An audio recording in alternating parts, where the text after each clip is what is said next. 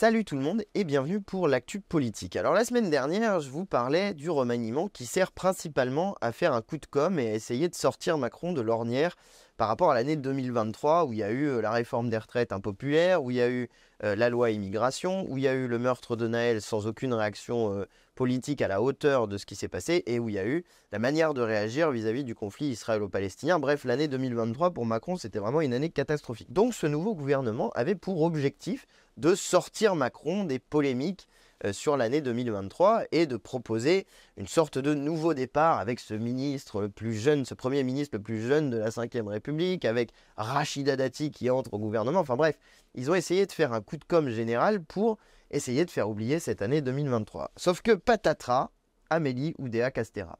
Patatras parce que la ministre de l'Éducation, qui est en plus ministre des Jeux Olympiques et ministre des Sports, ce qui lui fait quand même un portefeuille ministériel ultra large, et bien en plus de ça, elle commence direct avec une polémique, puisque alors qu'elle est ministre de l'Éducation nationale, elle place ses enfants dans une école privée, mais surtout, à la limite, ça, pourquoi pas?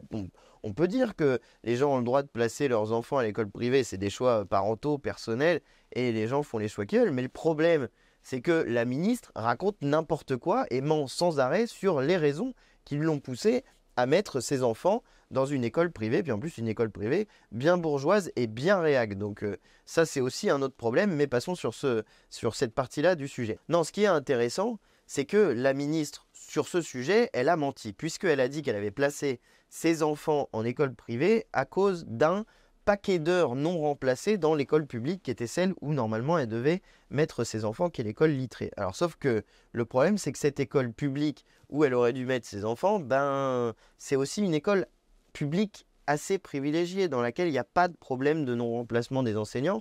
Et je peux dire que les enseignants de l'école Littré ont été très choqués des propos de la ministre de l'Éducation. Donc elle en remet une couche à chaque fois.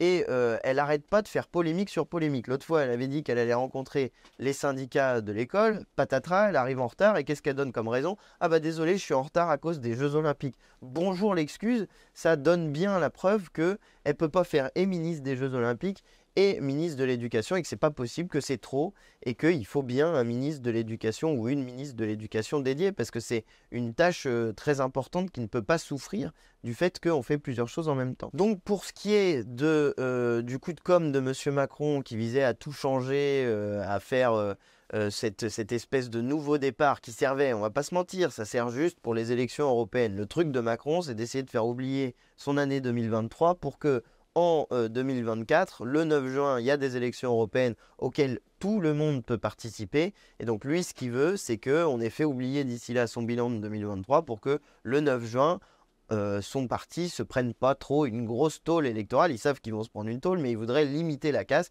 Et donc le gouvernement sert juste à faire ce coup de com' là. D'ailleurs, j'en profite pour vous dire, je vous ai dit la semaine dernière, je crois, mais inscrivez-vous sur les listes électorales. Le 9 juin, il y a des élections. Il faut mettre une tôle électorale à Macron et il faut que la France insoumise soit le plus haut possible dans ces élections européennes. Parce que vous voyez bien que c'est la première élection depuis les élections législatives où tout le monde peut participer. Et donc c'est un moment où il va y avoir une lecture politique et médiatique de la situation de notre pays. Si la France Insoumise fait un énorme score alors que les médias n'arrêtent pas de raconter que la France Insoumise a perdu des voix, je sais pas quoi, vous voyez bien que ça va envoyer un signal au pays qui va être un signal très fort. Et je vois, il y a plein de gens qui viennent me voir en ce moment en disant « Ah je suis très fier de ce que fait la France Insoumise, comment vous aider ?»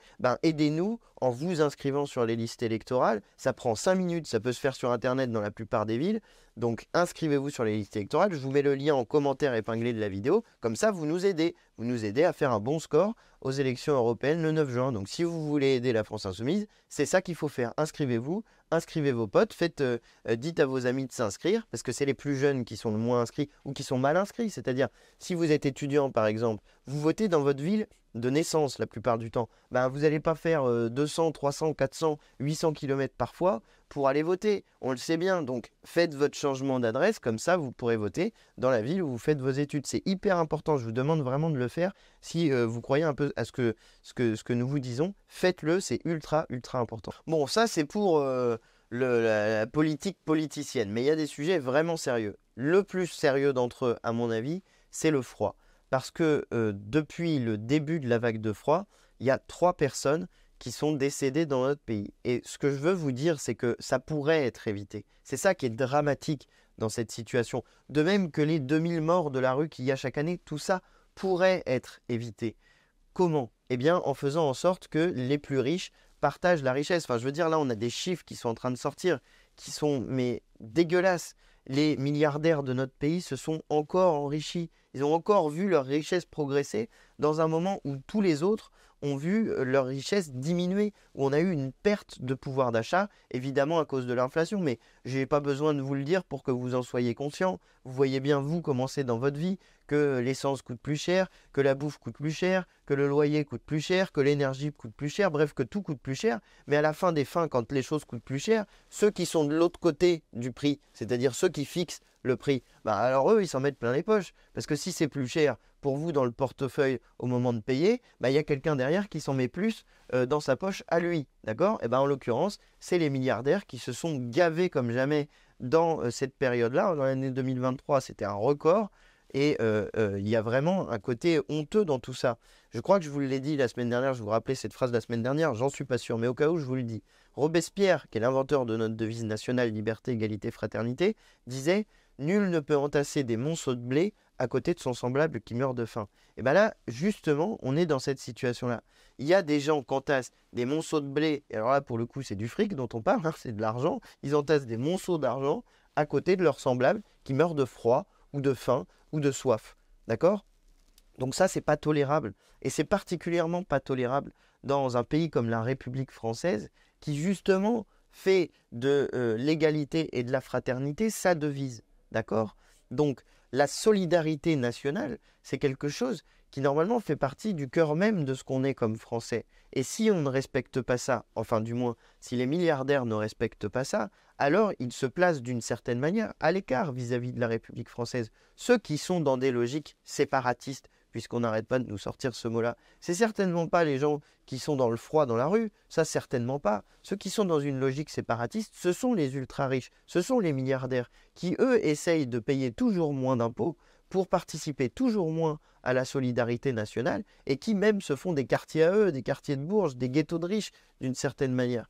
Donc vous voyez que on pourrait agir dans notre pays. D'ailleurs, c'est ce qu'avait dit Macron en 2017. Il avait dit, moi, à la fin de l'année, je ne veux plus qu'il y ait une seule personne à la rue. Il a dit ça en 2017. En 2017. Là, il y a des gens qui meurent de froid dans la rue. Normalement, les médias, ils devraient être là en disant, bah alors, monsieur Macron, vous n'avez pas respecté votre promesse et il y a des gens qui meurent de froid dans la rue. Mais non, Gabriel Attal, le Premier ministre le plus jeune de la Ve République. Vous voyez?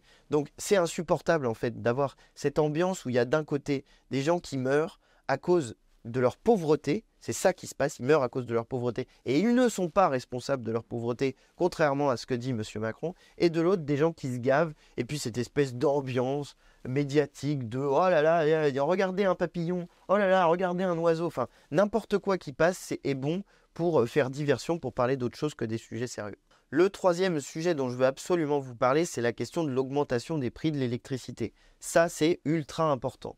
Là, le gouvernement a décidé de mettre en place une taxe de 10% sur l'électricité. Vous ne rêvez pas, c'est vraiment un truc que le gouvernement a décidé de faire. Ils veulent augmenter les prix de l'électricité de 10% avec une taxe sur l'énergie. Et vraiment, ils sont hors sol, les gars. L'électricité, elle a déjà augmenté de 25% au cours de l'année 2023. Ça ne suffit pas. Maintenant, il va falloir mettre en plus une taxe de 10% sur l'électricité. C'est lunaire. Les mecs, ils vivent dans un monde parallèle. Je ne sais pas où ils habitent, mais probablement sur la planète Mars, ou je ne sais pas, peut-être encore plus loin, parce que même sur la planète Mars, normalement, ils doivent être au courant du fait que l'électricité augmente. Mais là, vraiment, c'est lunaire, quoi. Et ça n'est pas encore quelque chose de fait. Donc, tant que ça n'est pas quelque chose de fait, on peut encore l'empêcher. D'accord? Et moi, je vous appelle à vous mobiliser. On a lancé avec les Insoumis une pétition pour alerter sur le sujet. Parce qu'une pétition, bon, vous pouvez dire une pétition, ça ne sert à rien, ça ne va pas faire changer d'avis le gouvernement, etc. Ok, j'entends les critiques sur ce thème-là.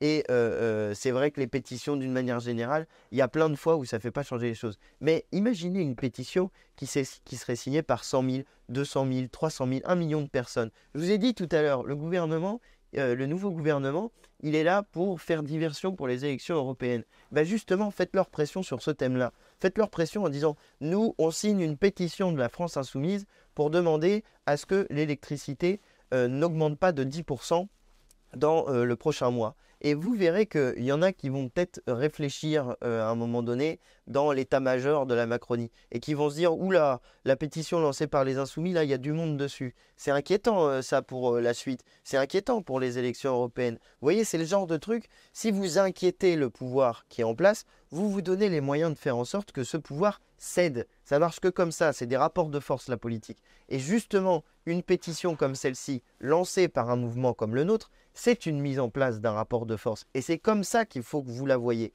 Parce que, évidemment, si personne ne la signe, il ne se passe rien. Mais s'il y a beaucoup de monde qui se met à signer la pétition de la France Insoumise, vous croyez qu'il va se passer quoi? Vous ne croyez pas que ça met en place un rapport de force très puissant avec Emmanuel Macron, qui les fait pétocher dans l'état-major de la Macronie, et qui peut permettre de faire en sorte qu'on ne mette pas en place cette facture, cette augmentation de la facture d'électricité avec cette nouvelle taxe. Franchement, il faut leur mettre la pression là. On a 15 jours pour agir jusqu'au 1er février. Il faut leur mettre la pression. Il n'y a pas un jour où on ne doit pas parler de ça. Il n'y a pas un jour où ça ne doit pas être le centre de notre activité politique que de faire en sorte qu'on les empêche de mettre en place cette taxe-là, qu'on les fasse reculer sur cette taxe-là. Parce que alors là, pour le coup, il peut y avoir une coordination et un accord entre plein de gens, en fait tout le monde, qui a intérêt à ce qu'on ne mette pas en place cette nouvelle taxe sur l'électricité. Donc mobilisez-vous, signez la pétition, pareil je vous mets le lien dans la description de la vidéo, mais c'est ultra important. Sur ça vraiment, je vous promets, si on se mobilise bien, on peut faire reculer le gouvernement, donc il ne faut pas hésiter.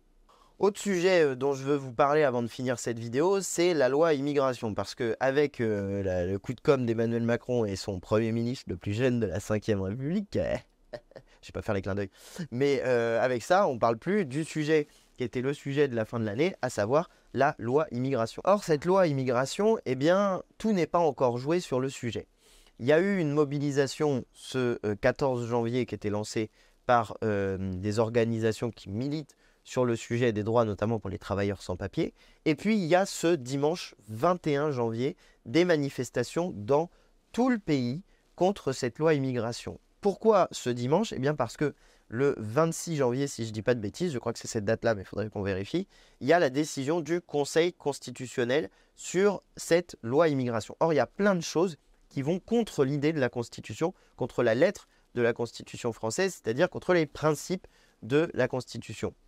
Il y a d'abord l'idée de la préférence nationale. Ça, c'est une idée qui date de Pétain et qui a été reprise par le Rassemblement national, c'est-à-dire que vous faites des droits différents en fonction de la position nationale des gens. Si c'est des Français, vous leur donnez des droits sociaux qui sont plus importants que si c'est des étrangers, vous leur donnez des droits sociaux qui sont moins importants. Et cela, alors même que c'est des gens qui sont dans la même situation professionnelle, à savoir des gens qui travaillent. Ça, c'est pas normal en République française. Normalement, quand une personne travaille, elle doit avoir accès directement aux droits couvre le fait de travailler. Ça semble logique à n'importe quel Français. D'ailleurs, je pense que vous, derrière la caméra, au début, vous vous êtes dit peut-être, pour certains d'entre vous, ah bah oui, c'est vrai, après tout, il devrait y avoir des droits spécifiques pour les Français, vu que nous, on vote, on participe, etc.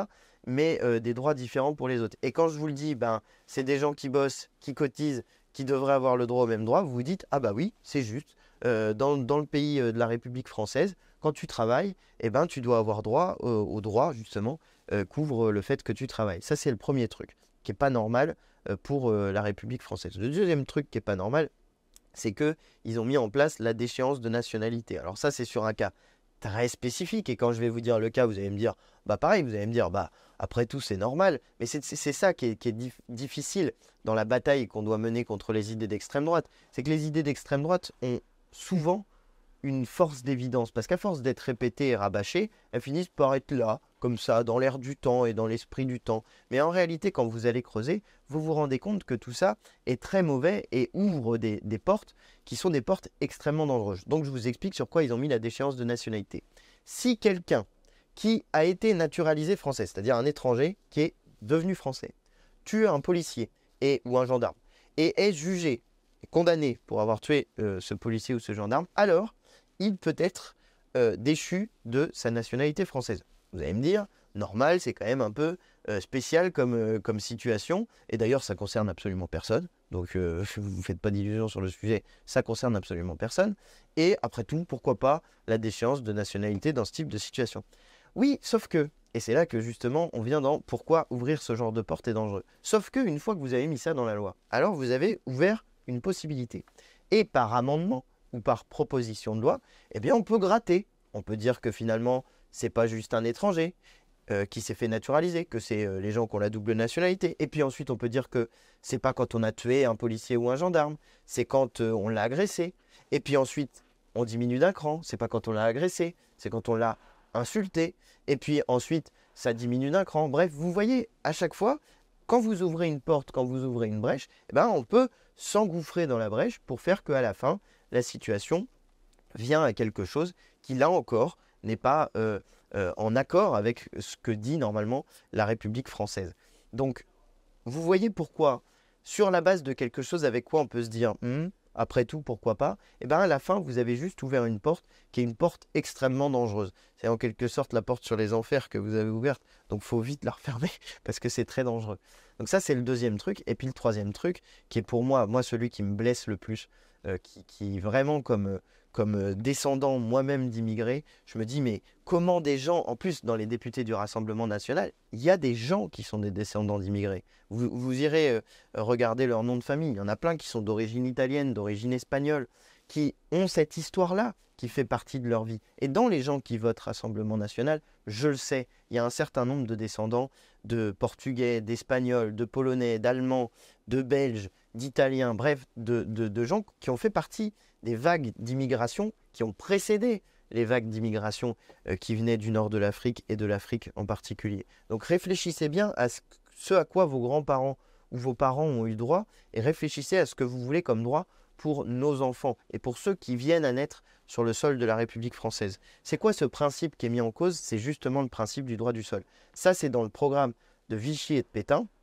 Ils l'ont mis en place et après ils remontaient pour savoir combien tu avais de parents ou de grands-parents, pour savoir si tu étais bien français en regardant dans tes grands-parents. C'est ça qu'ils ont fait, hein, Vichy. Il ne faudrait pas l'oublier, s'il vous plaît, que c'est ce qui s'est passé. Et à l'heure actuelle, vous irez regarder, c'est encore dans le programme du Rassemblement national. Donc ça, c'est un truc qui est méga dangereux. Et là, ils ont fait quoi? Normalement, quand tu naissais en France, de parents étrangers, tu avais le droit du sol, c'est-à-dire né en France, français. À tes 16 ans, entre tes 16 et tes 18 ans, c'était automatique. Tu avais la nationalité française. Maintenant, il va falloir faire la demande. Ça n'est plus automatique. Et là encore, vous allez me dire, oui, bah après tout, être français, c'est normal que ça se demande, c'est une chance d'être français, etc. Donc, il faut en faire la demande. Oui, sauf que, tu vois, c'est toujours comme ça. C'est oui, sauf que, ben, déjà, c'est plus l'égalité à l'intérieur de la famille. Parce que le jeune qui, lui, a déjà eu la nationalité française de manière automatique à l'intérieur d'une famille, parce qu'il a plus de 18 ans, bah, il n'aura pas la même situation que son frère ou que sa sœur, qui lui ou elle va devoir faire cette demande. Donc, on a mis en cause l'égalité républicaine à l'intérieur même de la famille, ce qui est quand même très grave. Mais surtout, à partir du moment où vous faites la demande, qu'est-ce qui se passe? Bah, il y a une possibilité que on rajoute des conditions à cette demande. Il y a une possibilité que la demande soit refusée. Il y a une possibilité que ce soit plus automatique. Et cela d'autant plus que sur le plan purement matériel, les préfectures sont déjà engorgées parce qu'on a supprimé des postes dans les préfectures. Et donc comme les préfectures sont déjà engorgées, eh bien ça veut dire que ces demandes, si elles viennent à ne pas être traitées assez rapidement, on ne sait pas en fait ce qui va se passer. Et là c'est la situation actuelle, mais ça risque de s'aggraver encore. Donc qu'est-ce qui va arriver à ces jeunes? Ok? C'est ça qu'il faut se poser comme question. Et puis, est-ce que c'est bien digne de la République française de demander à des gens de demander d'être français? Est-ce que la force de la République française, c'est pas justement d'accueillir en son sein tous ces enfants? Ben moi, je pense que si. Et ça, c'est une grosse mise en cause justement de nos principes républicains. Enfin, dernière chose que je veux vous dire. Là, au moment où je vous parle, Macron est censé parler ce soir. Il est censé s'exprimer ce soir. Je ne peux pas donc faire le commentaire de ce qu'il va dire, vu que je ne le sais pas encore, même si j'ai une petite idée sur le sujet. Mais du coup, je vous renvoie à mon live Twitch de mercredi 18h. Pareil, je vous mets le lien de ma chaîne Twitch dans la description et en commentaire épinglé de cette vidéo. Mais on va regarder Emmanuel Macron et les propos d'Emmanuel Macron. On va regarder ça sur ma chaîne Twitch mercredi 18h. Je vous invite à suivre ma chaîne Twitch pour être informé de ça. Et enfin, dernière petite annonce dans le même genre. Déjà, je vous invite à vous abonner à la chaîne YouTube en n'oubliant pas de cliquer la petite cloche si vous avez regardé jusque-là et que ça vous a intéressé. Comme ça, vous recevrez les prochaines vidéos. Mais surtout, je vous informe que ce vendredi à 19h. En réalité, pour vous, ça sera sans doute 19h30 ou 20h, on verra. Je fais mes vœux dans ma permanence à Sainte-Geneviève-des-Bois. Donc, si vous habitez en Essonne et que vous regardez cette vidéo, vous êtes invité à participer vendredi 19 janvier à 19h dans ma permanence. Vous pouvez trouver où elle est à Sainte-Geneviève-des-Bois, c'est assez facile. Et puis, on fera la diffusion en direct de ces vœux, et c'est pour ça que je vous en parle à vous qui m'écoutez et qui n'êtes pas en Essonne. Vous êtes malheureux de ne pas être en Essonne, mais c'est comme ça, tant pis pour vous. Mais si vous le souhaitez, je vous invite à suivre parce qu'on va essayer de les diffuser en direct. Et je ferai un bilan de l'année 2023 et les perspectives pour l'année 2024. Donc, je vous donne en avant-première le thème de mon discours. 2023, année de rupture au pluriel. 2024, année de rupture au singulier. Et je vous en dirai plus, je pense que c'est un teasing qui vous intéresse bien. Je vous en dirai plus vendredi, à suivre en direct sur l'ensemble de mes réseaux sociaux si on se démerde bien. Donc vendredi 19h, sans doute 19h30 pour vous, on vous mettra des visuels en circulation sur les réseaux sociaux. Je compte sur vous pour être nombreuses et nombreux à regarder mes vœux en direct. C'est un test, c'est la première fois qu'on fera ça, j'espère que ça se passera bien et j'espère pouvoir compter sur vous. Voilà, c'était tout pour l'actu politique de la semaine. Encore une fois, je vous invite à vous abonner à la chaîne si ça vous a plu. N'hésitez pas à me dire en commentaire ce que vous en pensez parce que moi ça m'intéresse toujours beaucoup. Donc n'hésitez pas et à la semaine prochaine. Salut tout le monde.